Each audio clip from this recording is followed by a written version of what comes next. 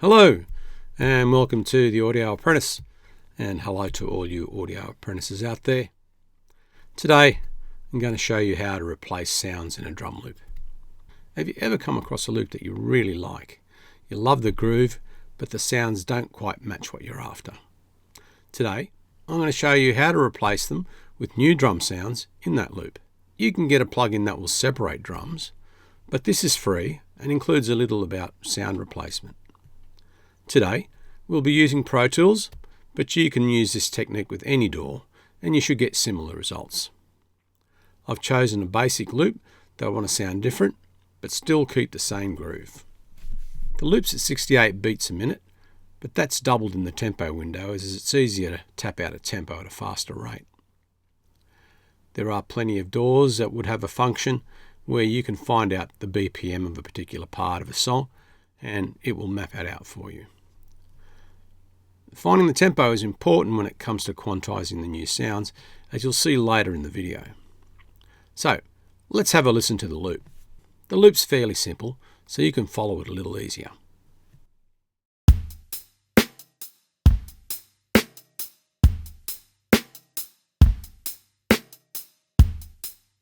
I haven't included a click, as it's at strict tempo. So, here I've added 3 extra tracks and named them kick, snare and hi-hat. And to the original track I've added a 2-band EQ and also a gate.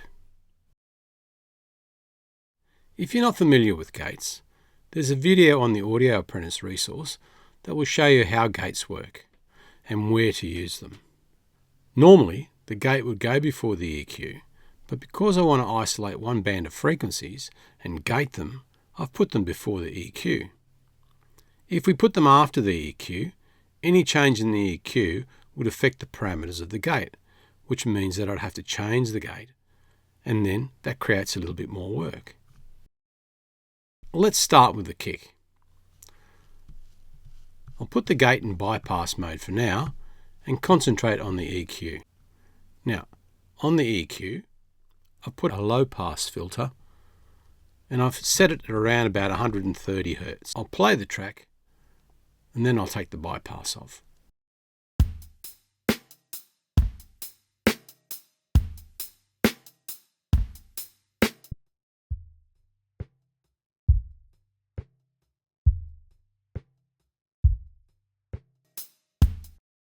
You heard with the bypass on, you heard the low end of the kick and a little bit of snare.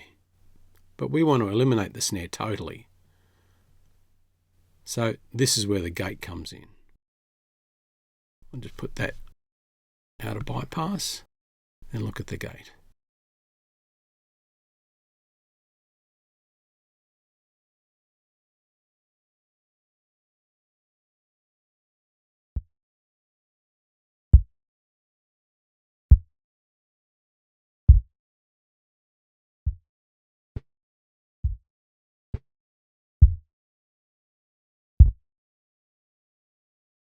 The open and closing of the gate doesn't really matter in this particular instance. All we want to do is just get that pulse. The next thing we must do is record it. Up here on the output of the original, I'll put it out to bus 1. And coming in on the kick that we're going to record,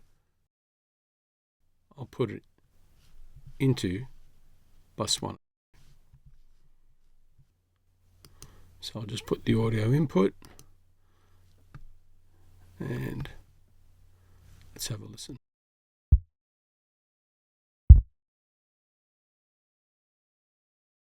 Now I'll record that and let's have a listen to that.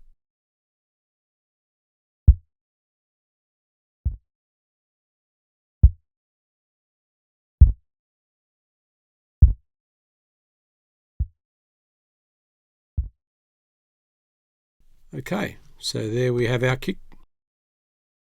Now, we're going to do the same thing for the snare. I'll just put this back to the output 1 and 2. So now we have to change the parameters on the EQ just so we can get the snare on its own. Let's see how it goes.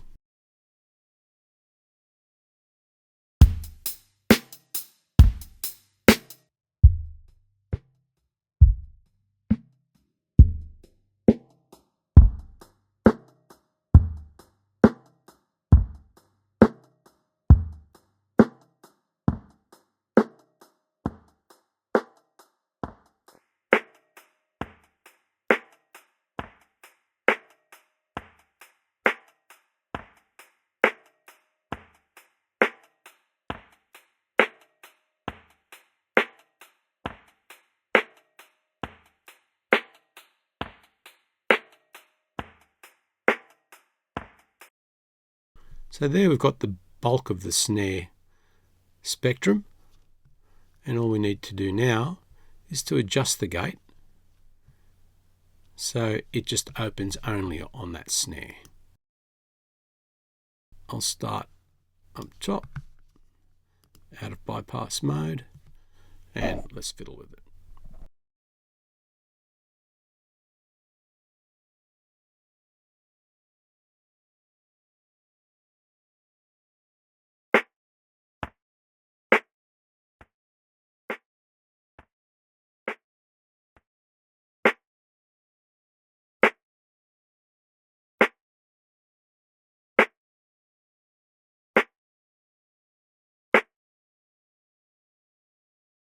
So there we only have the snare coming through. Doesn't sound great, but for now, that's all we need. So again, up on the original, let's put the output to bus 1 and the input to bus 1 on the snare track. Audio input, record mode, and let's hit record.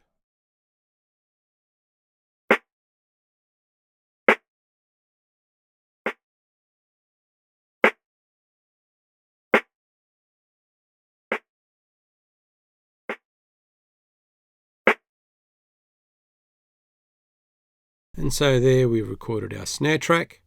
That's all we wanted to hear. And now comes the hi-hat. The hi-hat's a little bit different because it's a little bit more involved than just straight 8s on the pattern. And we just want to make sure that we capture every hit. So this might take a little bit of adjustment. Again, I'll put this back into stereo mode there, and we'll open up the EQ and let's set some parameters.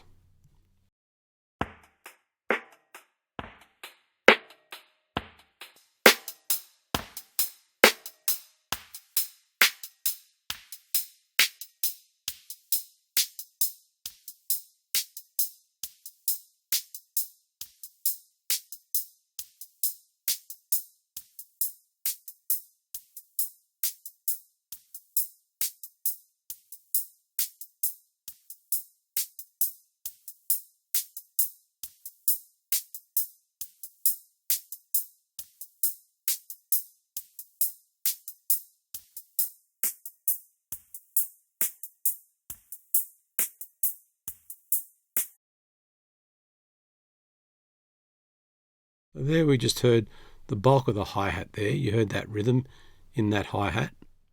So we want to see if we can capture that and gate it properly. So let's have a look at the gate now. So I'll just adjust the parameters again. Take it right at the top.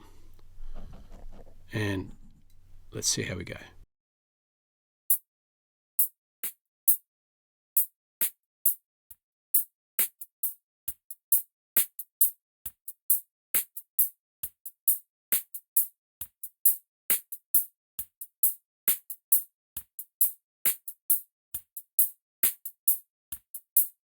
So you heard that with the hi-hat there was a kick and there was also a snare.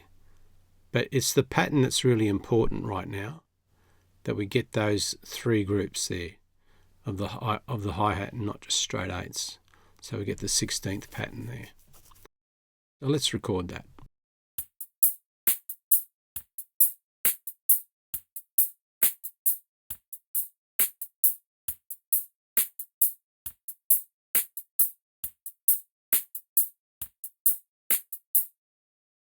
There we had our hi-hat pattern. I'll just take this out of record mode and I'll mute the original, and let's have a listen to the 3 gated sounds now.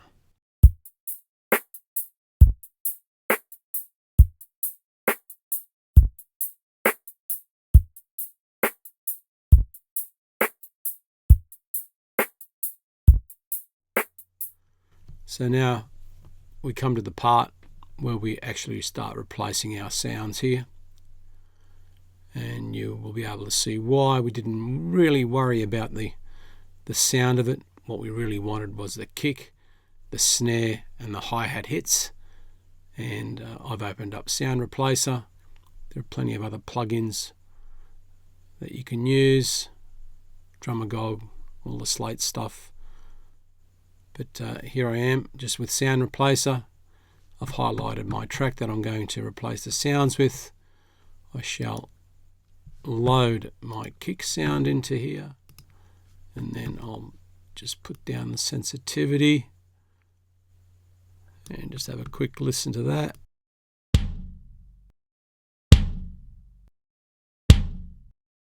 That's fine. Seems like it's caught all the transients there, and I'll just render that, and there we have our kick. I'll just solo that just so we can listen to it. That's fine. Now we'll do the same for the snare. Just mute that, get rid of this sample, and I might use the fat rim shot. And I'll just make sure that's that, and just have a quick listen to that.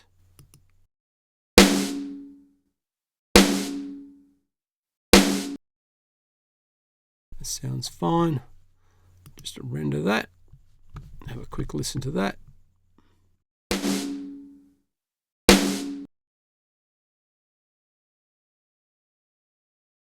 That seems to be working. So now we've got to the hi-hat. Now you can see our hi-hat pattern here. You can see our hi-hat pattern there.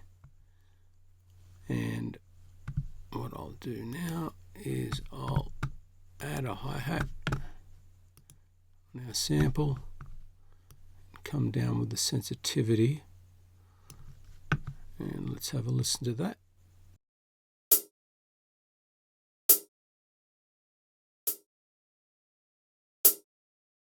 That doesn't sound right, so what I'll do is I'll adjust the sensitivity even further.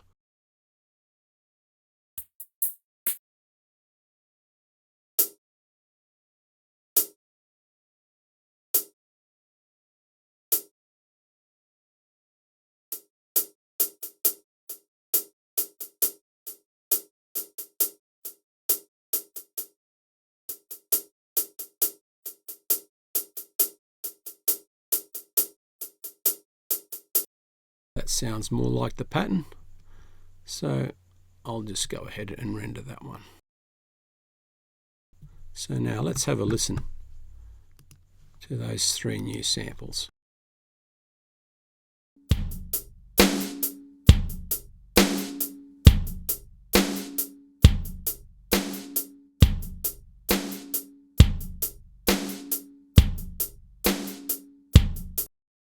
That sounds totally different to this.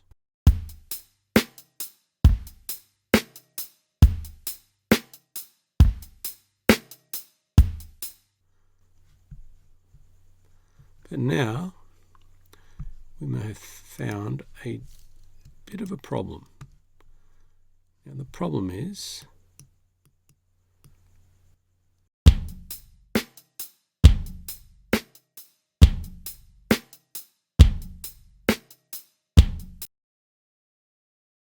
and that is that there's a little bit of latency.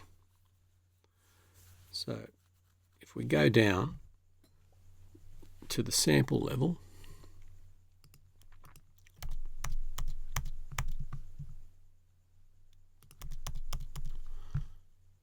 we can see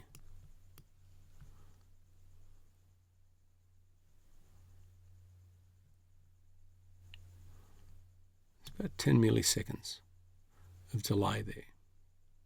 So what we have to do is we can either move them by hand, which sometimes you have to if you're not using quantized, if you're not using a grid, or you can just simply quantize it to the grid, which we'll do very soon.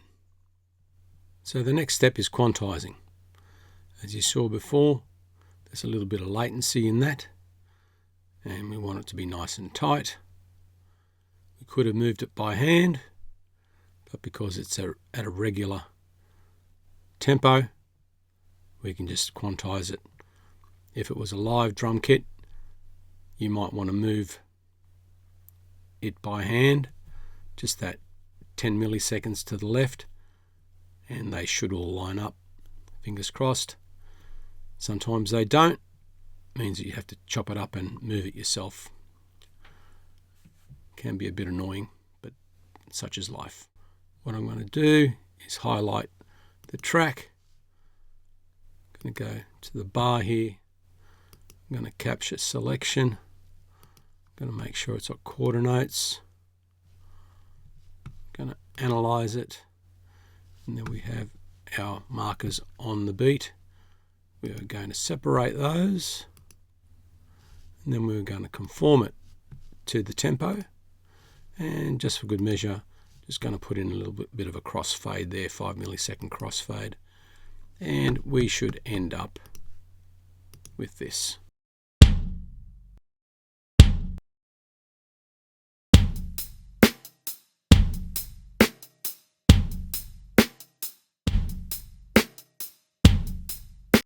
And that was sounding good. Now our next item will be the snare. Again, we'll do the same thing. We'll go to the bar, capture the selection. We're still on quarter notes, and we'll analyze it. Puts the markers on the beat, and next we'll separate those clips, conform the clips, and a little bit of crossfade, and we should end up with this.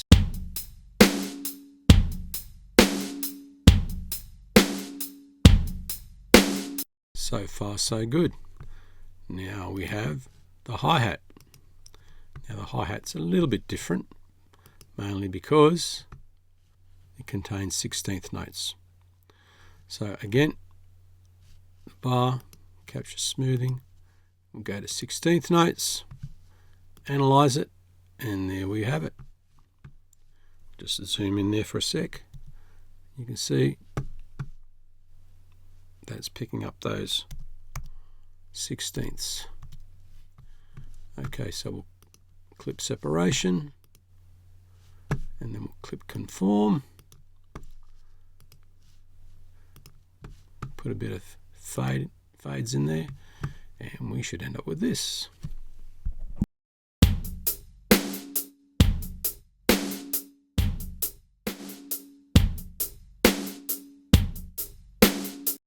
Now I've grouped the new sounds, and I'm going to do a comparison between the original groove and the replaced groove.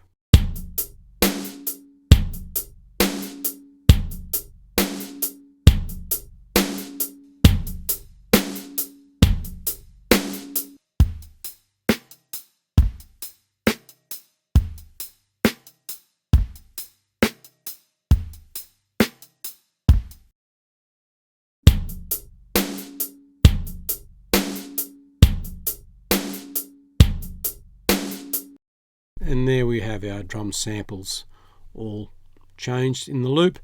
You can use this to replace a snare in a live kit, or enhance the snare by adding a sample to it. Again, you can change the whole sound. Hope you enjoyed it. Thanks for watching. Hope you learned something, and see you on the next one.